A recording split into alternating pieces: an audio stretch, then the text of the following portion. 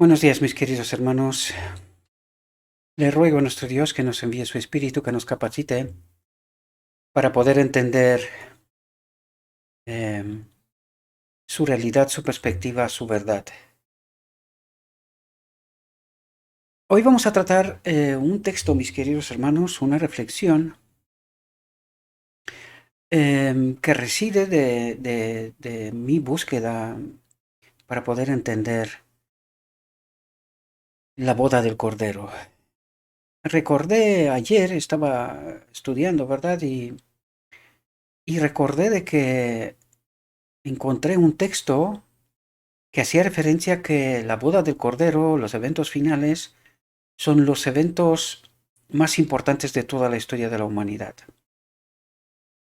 Y cuando recordé este asunto me di cuenta que hace referencia a la boda del Cordero, ¿verdad?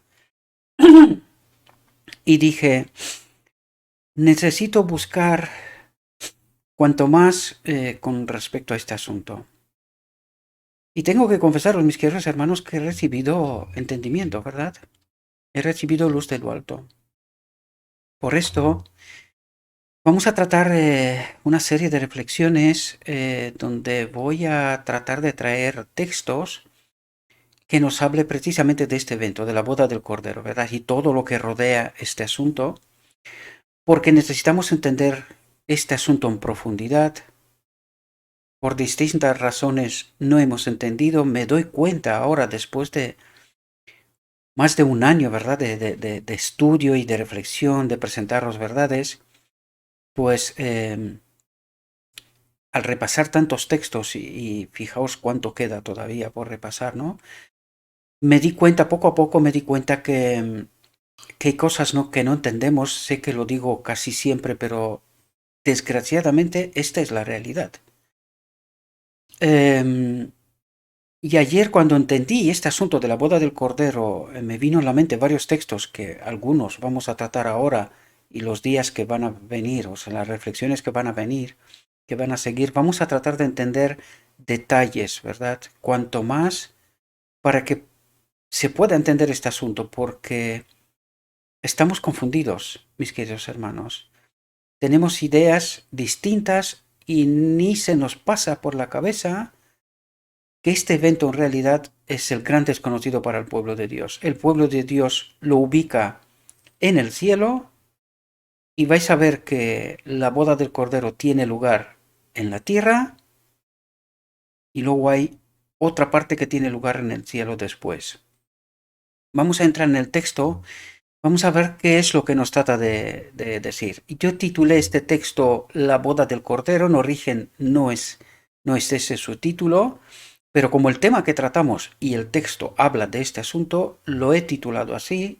En la descripción os pondré el enlace al texto en origen y vosotros podéis, por vosotros mismos, podéis estudiar este asunto, ¿verdad? Pero como el tema que vamos a tratar es la boda del Cordero, vamos a estudiar bajo este tema todos los textos que van a venir a continuación. Por lo tanto, la boda del Cordero es la primera exposición, la primera reflexión, y vamos a ver de qué nos habla nuestro Dios. Y nos dice lo siguiente.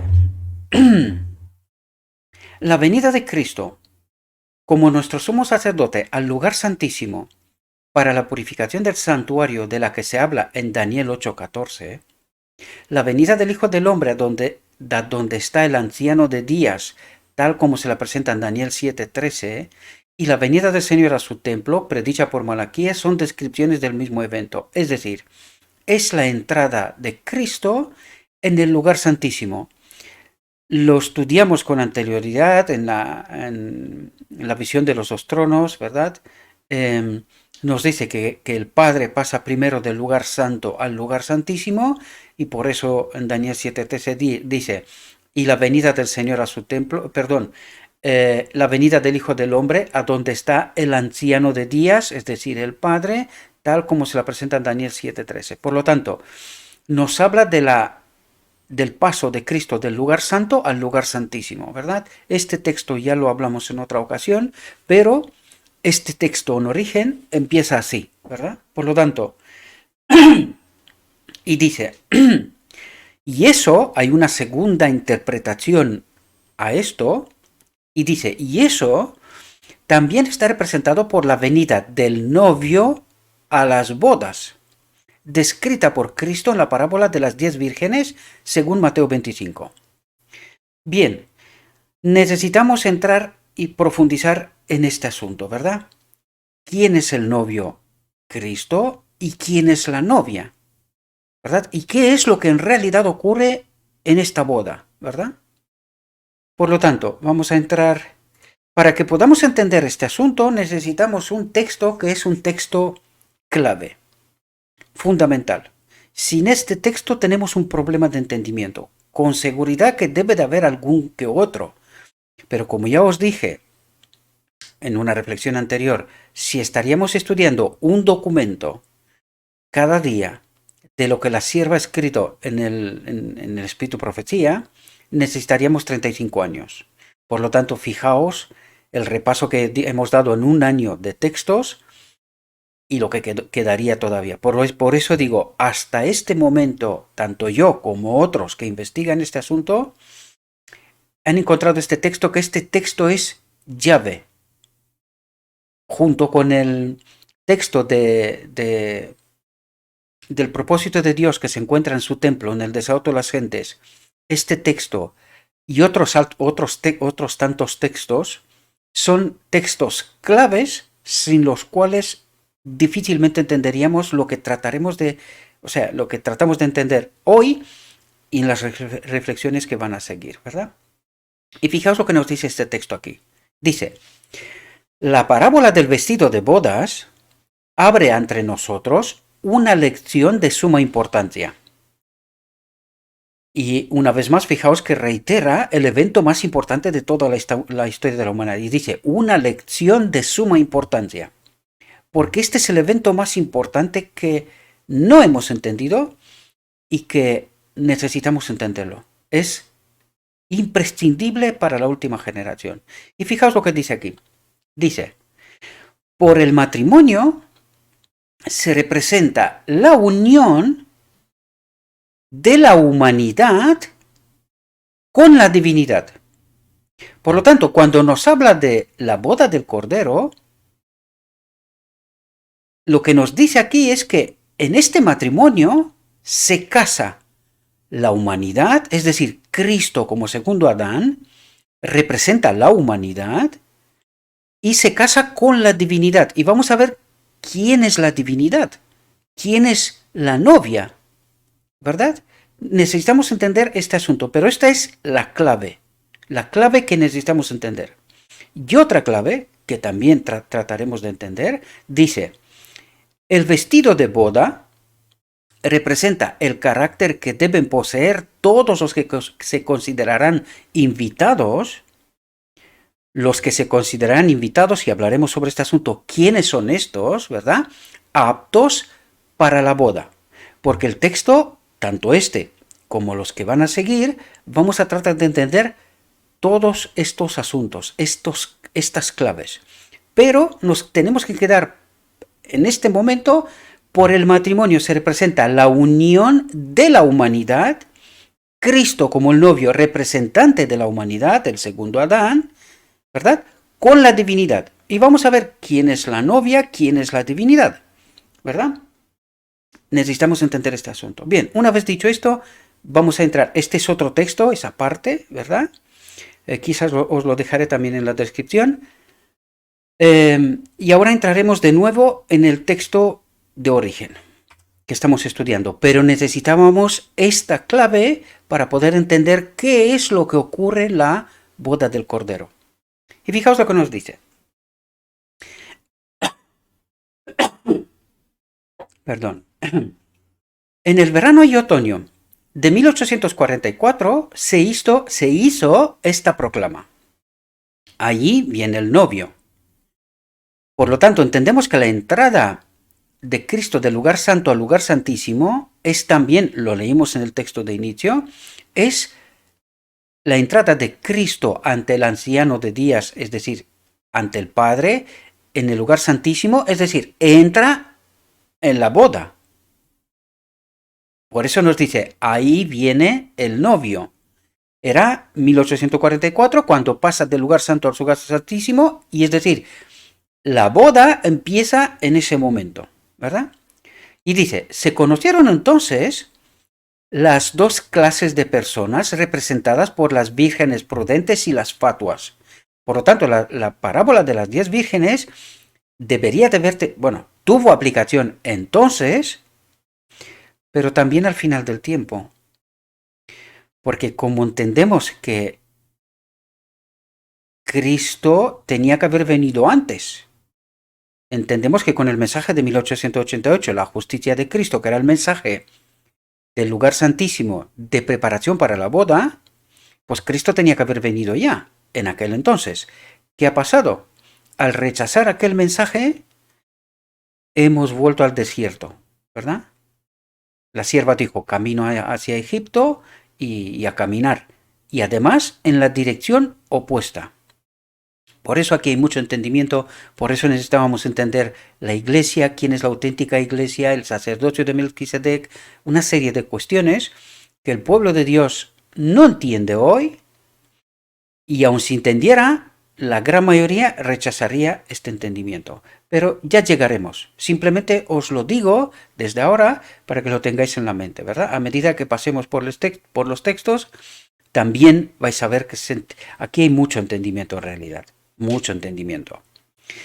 Dice, se conocieron entonces las dos clases de personas representadas por las vírgenes prudentes y las fatuas.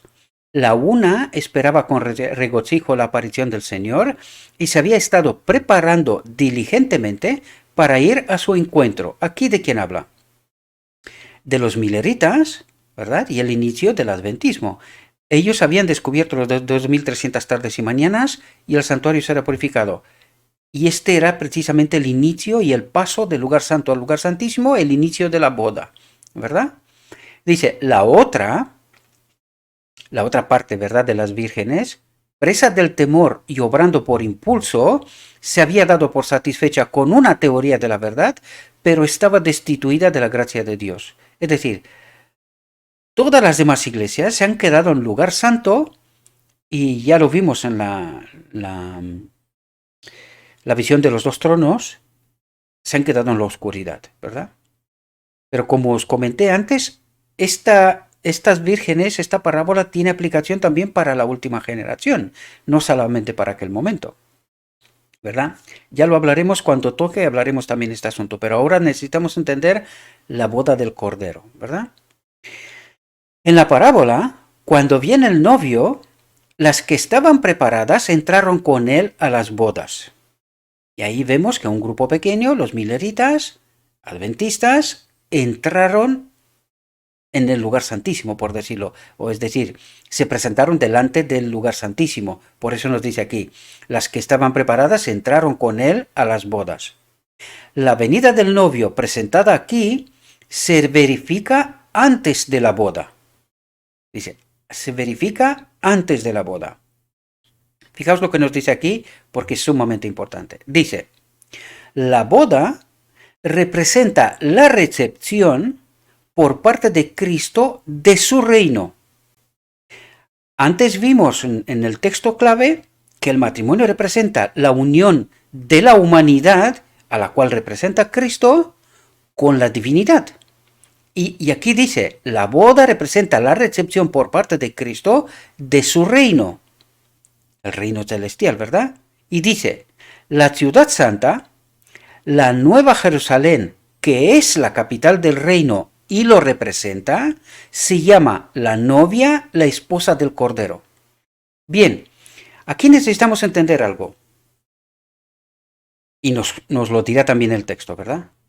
La novia es el gobierno de Dios. Cuando vimos en el texto anterior que decía, el matrimonio representa la unión de la humanidad con la divinidad, ¿quién es la divinidad?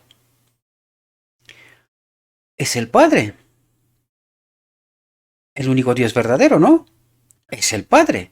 Por lo tanto, ¿quién es el Jerusalén celestial? Es el gobierno de Dios. Cuando entendemos Esta unión, porque ahí tiene muchos entendimientos, tiene mucha aplicación, ¿verdad?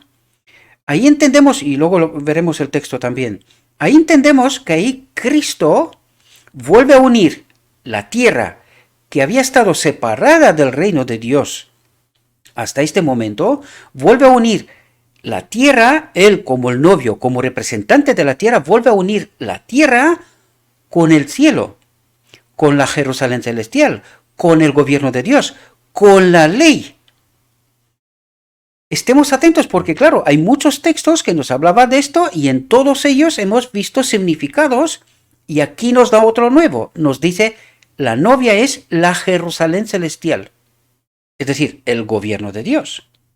También aquí tenéis que recordar una cosa, que después de los 1000 años, dice, la Jerusalén celestial con los santos y con Cristo bajará a la tierra. Y recordad que nos dice que esta tierra restaurada será el centro del universo, el trono de Dios del universo. Por lo tanto, cuando aquí nos dice que Cristo se une la tierra con el gobierno de Dios, une la tierra con Dios, a sí mismo, con Dios. Recordad que ellos son uno, ¿verdad? También hay que entender esto.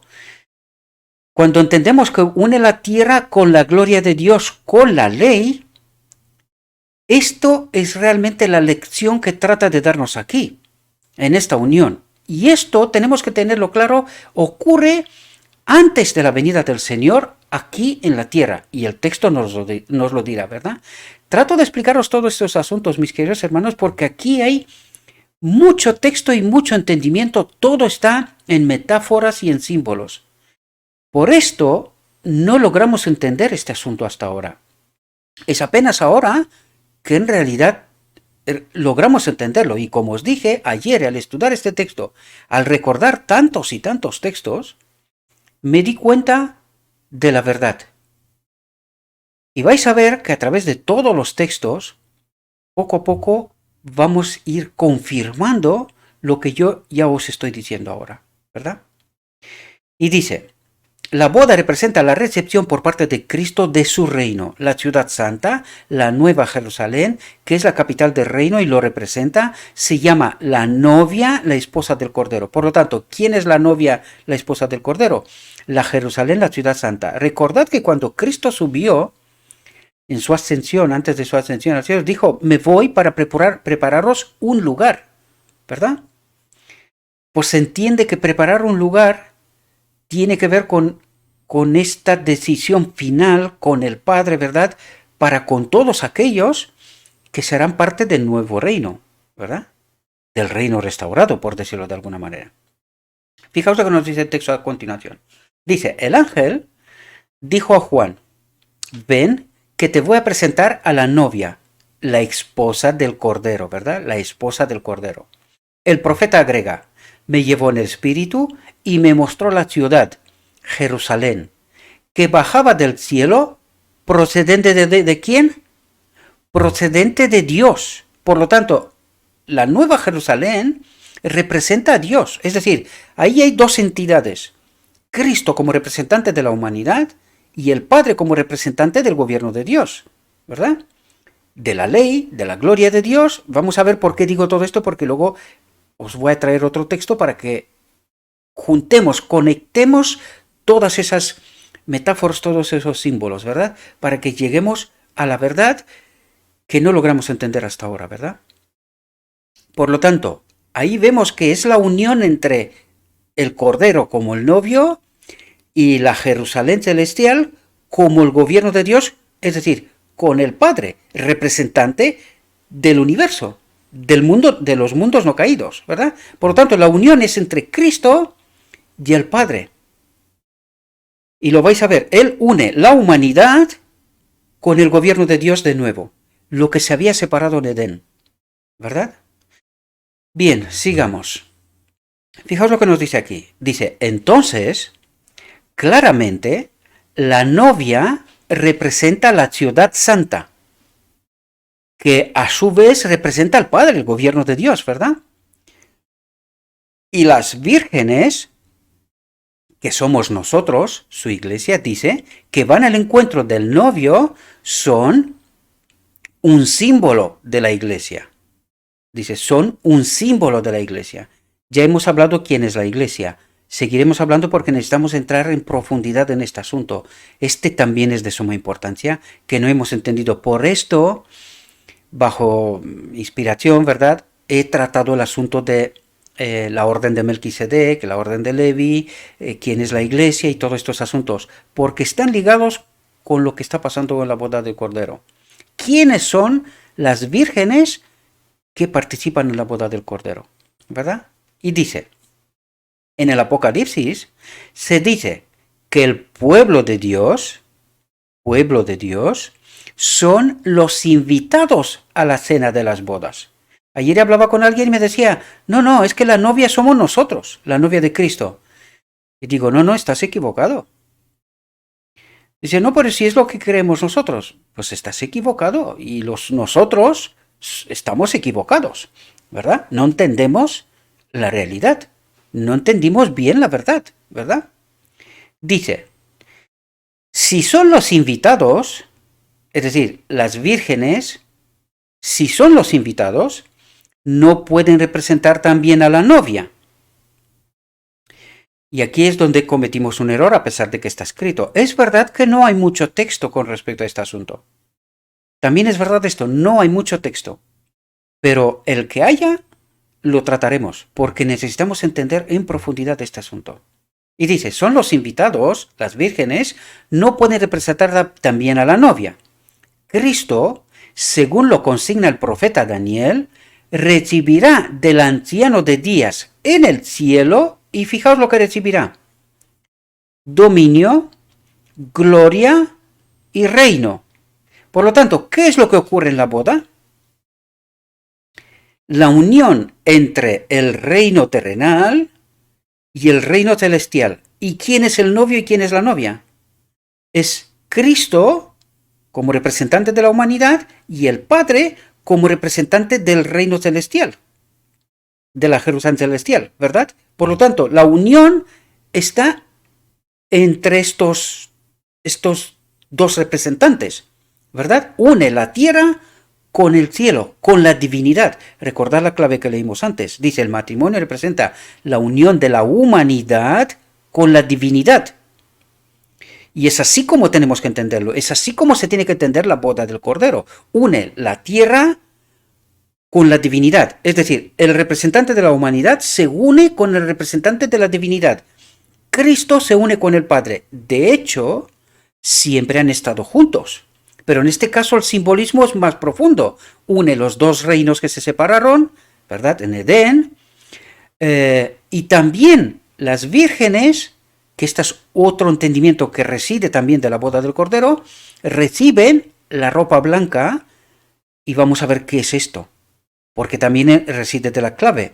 La humanidad es también como representante Cristo con Dios, pero también las vírgenes, su iglesia, también ha de ser unida en espíritu, a través de, es decir, cada uno de nosotros, a través de Cristo, de esta unión con el Padre, recibe el espíritu de vida. Es decir, recibe el espíritu del Padre, a través de Cristo, ¿verdad? Aquí hay mucha metáfora, mucho simbolismo, pero esto es lo que trata de ayudarnos a entender, ¿verdad? Dice, Cristo, según lo consigna el profeta Daniel, recibirá del anciano de días en el cielo dominio, gloria y reino. Es decir, la tierra se une con el cielo. Ya no hay separación. Se une con la ley, se une con la gloria de Dios. Aquí hay varios entendimientos que necesitamos comprenderlos, ¿verdad? En toda su profundidad. Dice, recibirá la nueva Jerusalén, la capital de su reino, preparada como una novia hermosamente vestida para su prometido. Y aquí entendemos, se une la plenitud de la divinidad con Cristo eternamente, se une el Espíritu del Padre con las vírgenes, con los participantes de la boda, ¿verdad? Recibiremos de nuevo la gloria perdida por Adán en Edén, ¿verdad? Y dice, después de recibir el reino, vendrá en su gloria. Por lo tanto, ¿cuándo tiene lugar la boda? Antes de la venida de Cristo. Es justo al final del día de la expiación. Es el decreto divino y la boda del Cordero, tal como os dije, ¿verdad?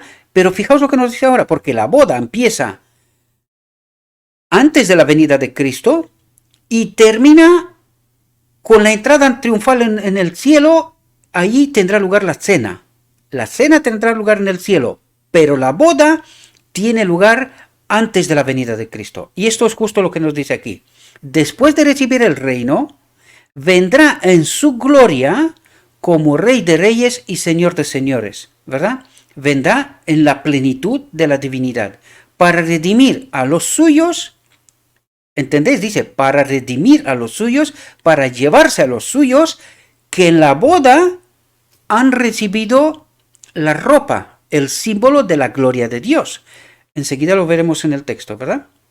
Este entendimiento es tan complejo que no es fácil de explicarlo, ¿verdad?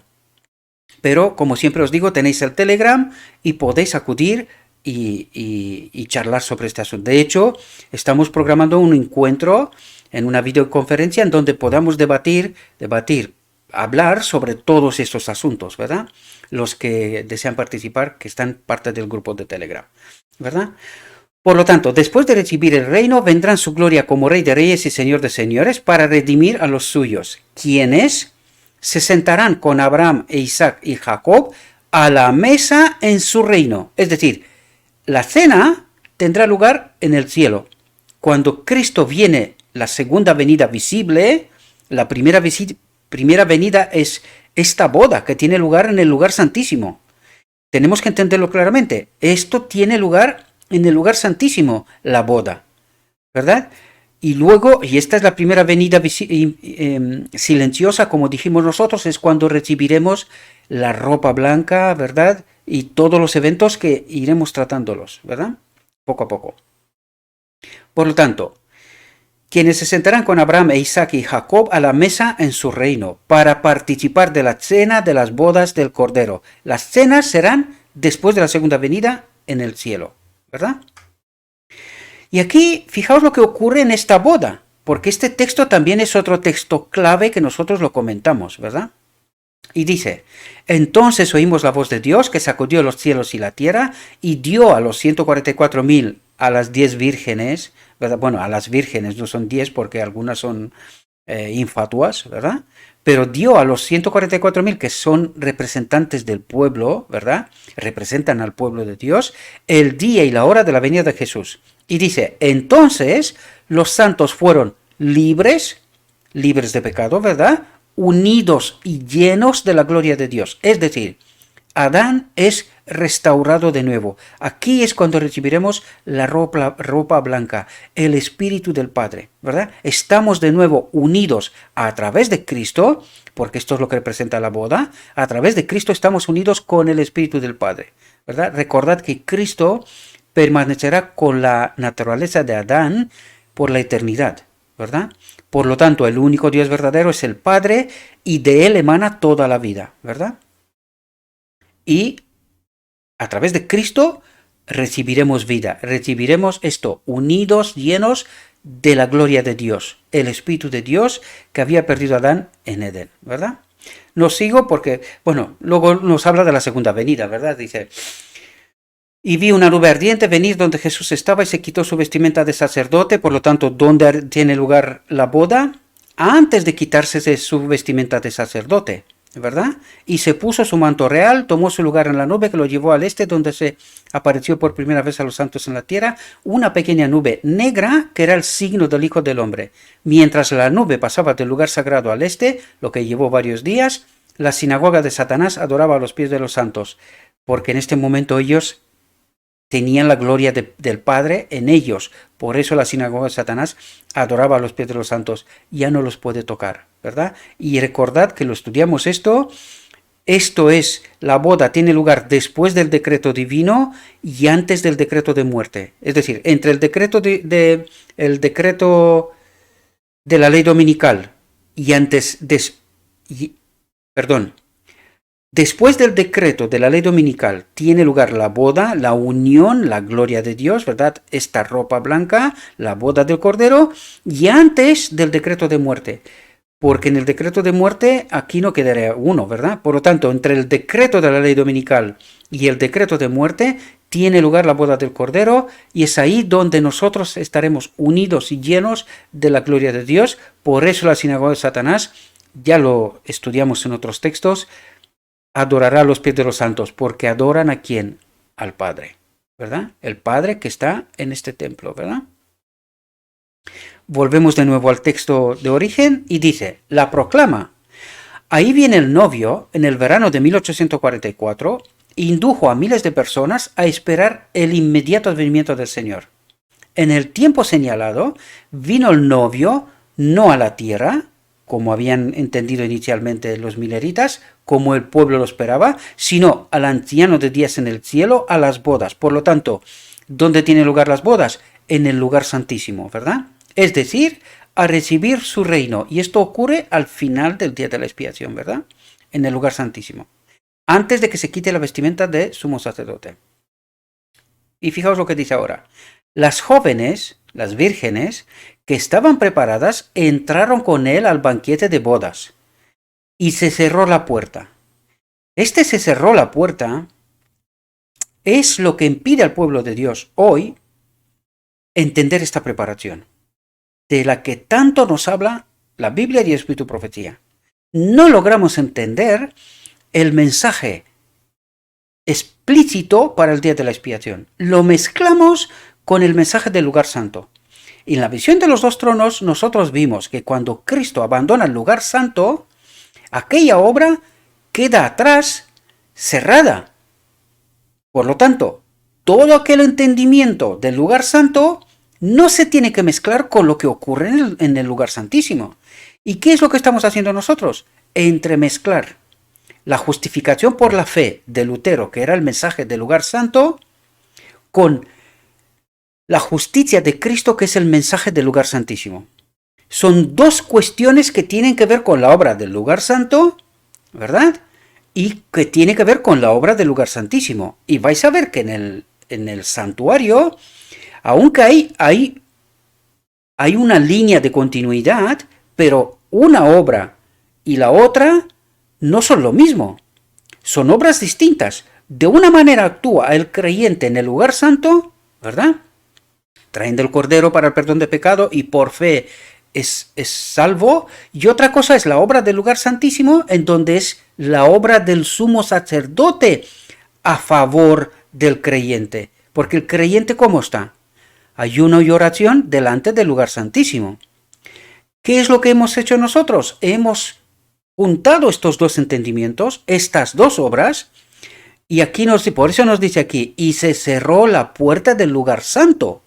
¿Y quién tomó el lugar? En la visión de los dos tronos nos dice, fue el enemigo de Dios que se puso en el trono del lugar santo y está repartiendo luz de ahí, ¿dónde? En el lugar santísimo. ¿Qué le ocurre al pueblo de Dios? Que tenemos un cacao mental que no hay forma de entender y no sabemos en qué consiste la preparación para el día de la expiación, ¿verdad? Para acudir a la boda del Cordero. No entendemos estas obras y por eso tanto entendimiento y tanta locura, ¿verdad? Dice, no iban las jóvenes, las vírgenes, dice, no iban a asistir en persona a las bodas. Es decir, mientras nosotros estamos aquí, en el cielo ha tenido lugar un montón de cosas. Lo primero, la lluvia tardía, el sellamiento en la verdad. El tiempo de angustia, la boda del Cordero, ¿verdad? Del final del día de la expiación, el decreto divino. Nosotros estamos aquí sin tener idea de en qué momento ocurren todas esas cosas, ¿verdad? Nosotros no podemos decir cuándo, cómo y en qué momento. Hasta que la voz de Dios no nos da el día y la hora, lo que significa que la boda ya ha tenido lugar, que todo aquel que todavía tiene algún tipo de esperanza se le acabó, ¿verdad? El tiempo de gracia se acabó. Y todo aquel que ahora no está preparado para este evento, no lo estará nunca más. desgraciadamente, ¿verdad? Por lo tanto, dice, no iban a asistir en persona a las bodas, ya que éstas se verifican en el cielo, mientras que ellas están en la tierra. Es decir, también se solapa con el juicio de investigación, ¿verdad? Por la obra de cada cual, qué preparación ha hecho para este momento concreto, ¿verdad? Dice, los seguidores de Cristo han de esperar. Esto es lo que pasaba en el lugar santísimo en el día de la expiación, ¿verdad? Delante de la tienda estabas en ayuno y oración y dice, los seguidores de Cristo han de esperar a que su Señor vuelva de la boda, ¿verdad? O del decreto divino, de esta unión del matrimonio con la humanidad y con la divinidad, en todas sus capas de entendimiento, ¿verdad? Une la humanidad con el cielo, a Cristo con el Padre, al hombre con el Espíritu del Padre, es decir, allí hay varias capas de entendimiento, de las cuales hemos hablado, ¿verdad? Pero fijaos aquí, ¿qué es lo que os contaba yo antes? Cuando dice, y se cerró la puerta del lugar santo, y entró al lugar santísimo, y al lugar santo ya no se puede acudir. No tenemos que llevar nada de allí. Por eso se cierra esa puerta, se abre otra, otro entendimiento, otro mensaje, otra obra, ¿verdad? Y esto es lo que el pueblo de Dios no logra entender este asunto, ¿verdad? Y dice, pero deben entender su obra. Tienen que entender qué es lo que está ocurriendo en el lugar santísimo. Esto es lo que le está diciendo al pueblo de Dios, a mí y a ti, querido, hoy, que nosotros tenemos que entender esta obra, que desgraciadamente no la entendimos, ¿verdad? No la entendimos en toda su profundidad. Tenemos mezclas y cosas, conceptos, en fin, una locura, porque esta es la obra del enemigo, ¿verdad? De siempre, de confundir. Y no entender precisamente este evento, el más importante de toda la historia de la humanidad. No lo digo yo, está escrito, lo tratamos, ¿verdad? Y dice, pero deben entender su obra y seguirlo por fe, mientras entra a la presencia de Dios. Es en este sentido que se dice que ellos entran a las bodas por fe, ¿verdad? Atentos a la obra del sumo sacerdote en el lugar santísimo. Recordad, con las campanitas, en fin, todos esos entendimientos, estos símbolos y metáforas, tendría que ayudarnos a entender la realidad de hoy, ¿verdad? Dice, según la parábola, las que tenían aceite, el Espíritu, en sus vasijas, el Espíritu de Cristo, ya hemos hablado de esto, y ahí hay un detalle importante que cada vez que trato de estudiar todo esto me doy cuenta de por qué el pueblo de Dios no llega a entender este asunto. Por culpa de la doctrina de la eternidad. No entendemos que ahora mismo opera el Espíritu de Cristo y que al final del día de la expiación seremos unidos con el Padre, con el Espíritu del Padre. Y nosotros no entendemos. Por eso no entendemos la naturaleza de Cristo, no entendemos quién es el Espíritu Santo, no entendemos muchas cosas, ¿verdad? Por culpa de la doctrina de la Trinidad. Desgraciadamente. Y mucha gente se perderá precisamente por este asunto. Porque no se pueden quitar de la cabeza que esta iglesia ha apostasiado. Por eso todas esas doctrinas, todas esas teorías, ¿verdad? Sin embargo, en medio de esta iglesia, Dios tiene un pueblo, el remanente, los 144.000. Esto lo sabemos, ¿verdad? Por lo tanto, según la parábola, las que tenían aceite en sus vasijas junto con sus lámparas fueron quienes entraron a las bodas. Aquí hace referencia, porque aquí hay dos entendimientos. Primero, 1844, pero segundo, como hemos rechazado en 1888 el mensaje de la justicia de Cristo y se ha pospuesto la venida de Cristo, esto ya lo sabemos históricamente, ¿verdad? Por eso 1888 es un punto determinante en la historia de este pueblo, ¿verdad? Y al no entender qué ha pasado en aquel momento y desde aquel momento, nosotros todavía seguimos con conceptos y teorías equivocadas y no entendemos la profunda realidad. Pero espero, por la gracia de Dios, que con estos textos que a partir de ahora trataremos de entender, tengamos un cuadro más limpio, más claro, ¿verdad? Y esto no se trata de hablar mal de nadie, sino se trata de entender la verdad tal como es en Jesús. Esta nos interesa, porque esta modela nuestros caracteres, nos purifica, nos santifica. Sabemos que es por la verdad, ¿no? Por medio de la verdad. Por lo tanto, si nuestro carácter no es santificado, no es purificado por medio de la verdad pura, sin contaminar, tal como es en Jesús, no podemos acudir a las bodas, ¿verdad? Para ser conectados con el Espíritu del Padre. Hablaremos también sobre estos detalles, ¿verdad? Dice, los que junto con el conocimiento de la verdad de las Escrituras también tenían el Espíritu y la gracia de Dios. ¿Y veis cómo conecta a Cristo en palabra y espíritu? ¿Os dais cuenta? Dice, los que junto con el conocimiento de la verdad, de la palabra de las Escrituras, ¿cómo llegaron los mileritas a entender? A través de Daniel 8:14, ¿verdad? 2300 tardes, siguiendo la profecía. 2300 tardes y el santuario será purificado, ¿verdad? Pues dice, los que junto con el conocimiento de la verdad de las Escrituras, también tenían el Espíritu y la gracia de Dios. Y hay que entender qué pasó en 22 de octubre de 1844, porque hubo una manifestación poderosa del Espíritu Santo en aquel momento. Y también en aquel momento la sierva empieza su ministerio.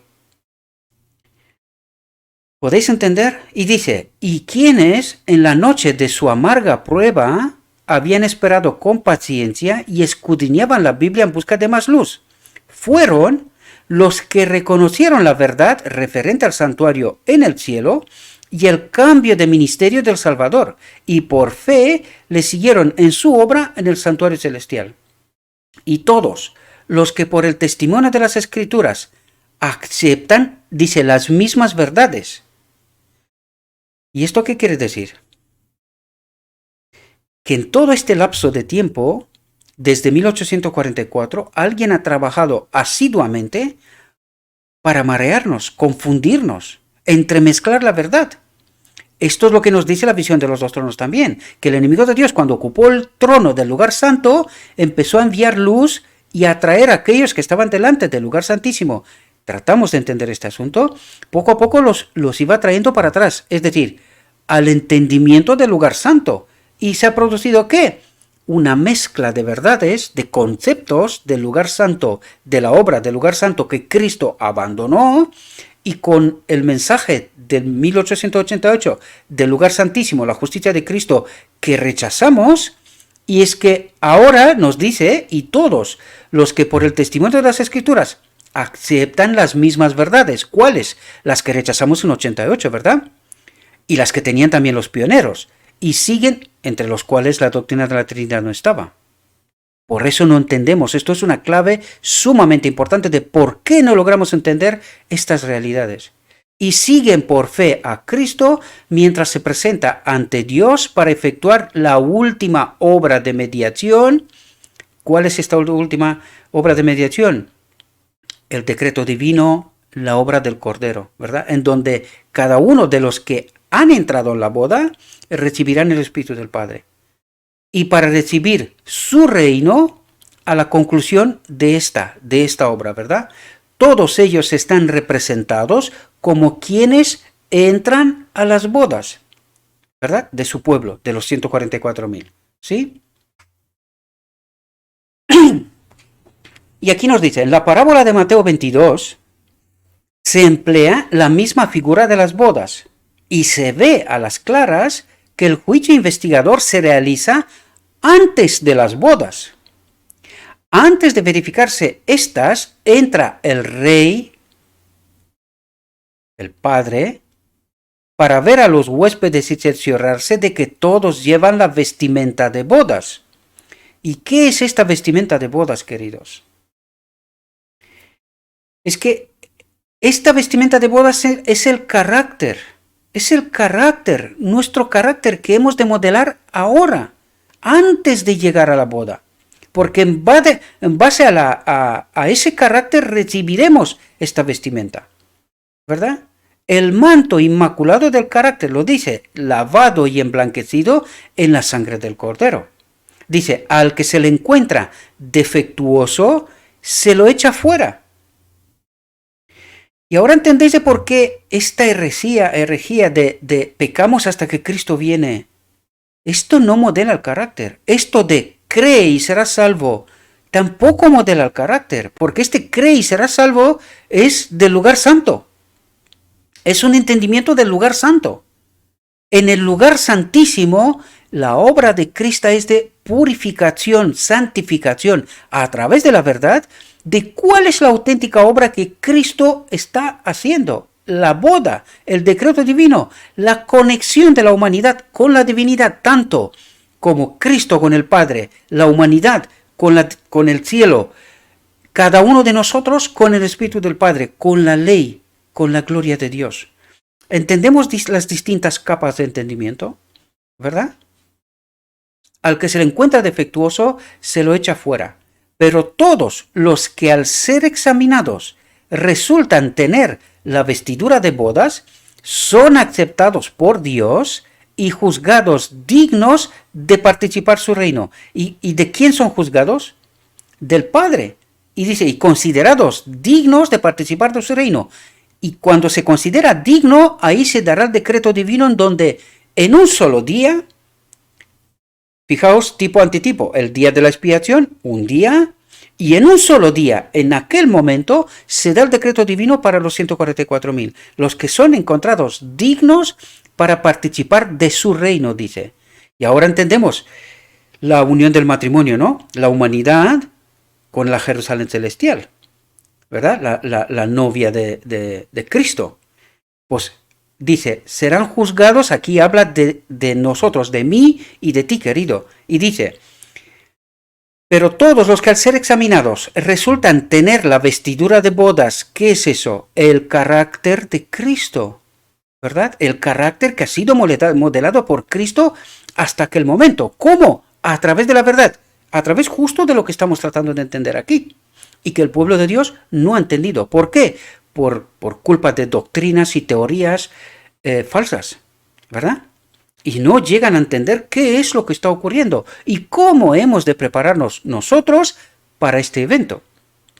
Y dice, pero todos los que al ser examinados resultan tener la vestidura de bodas son aceptados por Dios el Padre y juzgados dignos de participar de su reino y sentarse en su trono.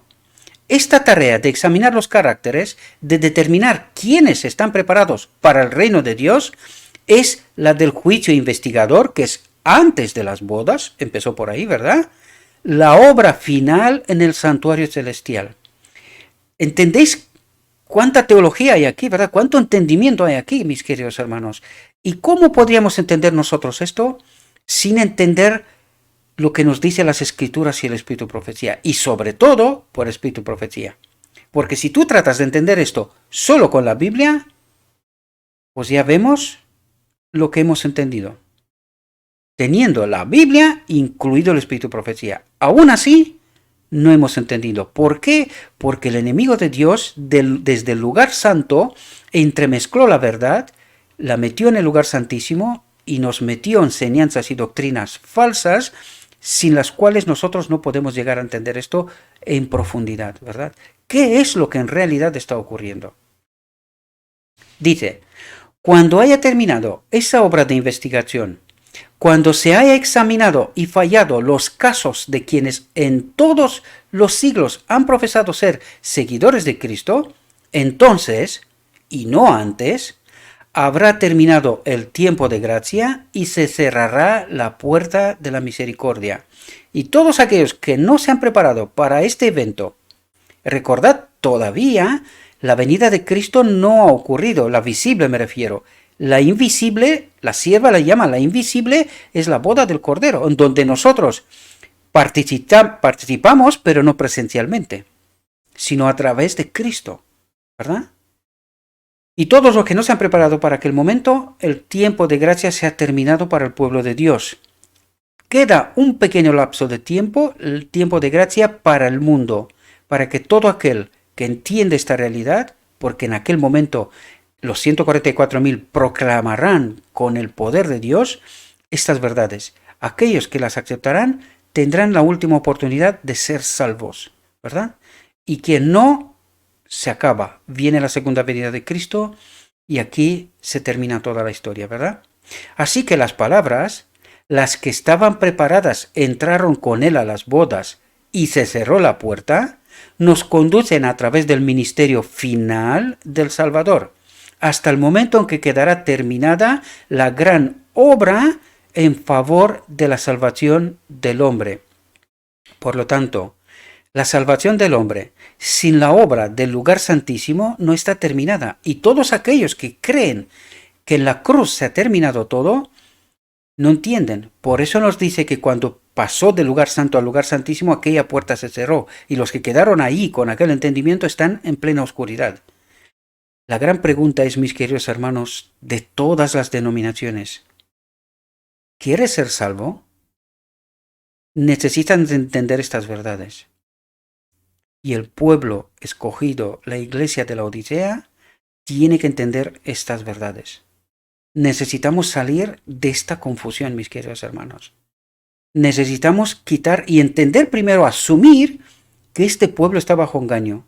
Lo dijo la sierva a partir de 1888. Hemos sacrificado de nuevo a Cristo, crucificado a Cristo, y hemos cogido camino hacia Egipto.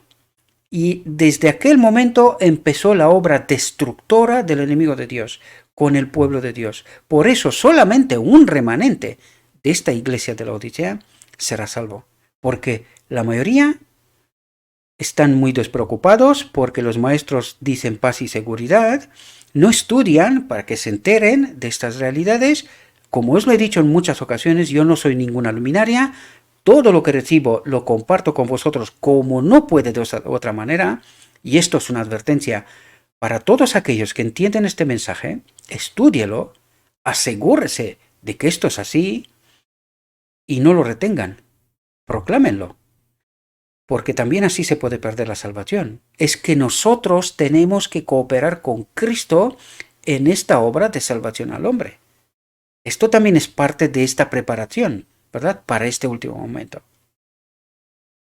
Espero, mis queridos hermanos, que esta reflexión os haya podido ayudar. Seguiremos tratando más textos para poder tener una idea cada vez más clara, más detallada, ¿verdad?, de este evento. Pero espero que habéis podido conectar, como yo. Este ha sido un texto más fácil. Hay un otro texto que es un poco más complejo, requerirá de más tiempo. Este nos ha costado 1 hora. Vamos a ver cuánto tiempo me va a costar exponer aquel que tiene doble de texto y mucho más entendimiento también, más detalles. Por lo tanto, seguiremos tratando. Y luego hay muchos otros textos con referencia a la boda del Cordero, ¿verdad? Vamos a tratar de entender esto. Tenemos que agradecer a Dios por esta luz que nos la envía. No creáis nada de lo que os digo yo. Comprobad y aseguraos. Comprobad y aseguraos. Porque Cristo, Dios, el Padre, no nos preguntará por lo que ha dicho no sé quién. No, nos preguntará de cómo hemos entendido cada uno de nosotros su palabra y cómo hemos participado de su Espíritu. Le ruego a nuestro Dios que nos envíe su Espíritu, que nos capacite, que nos prepare para este momento importante y que en base a la verdad tomemos nuestras decisiones. Os deseo, mis queridos hermanos, que tengáis un próspero día y que en todo lo que os he dicho, os lo he dicho en nombre de Cristo Jesús. Amén.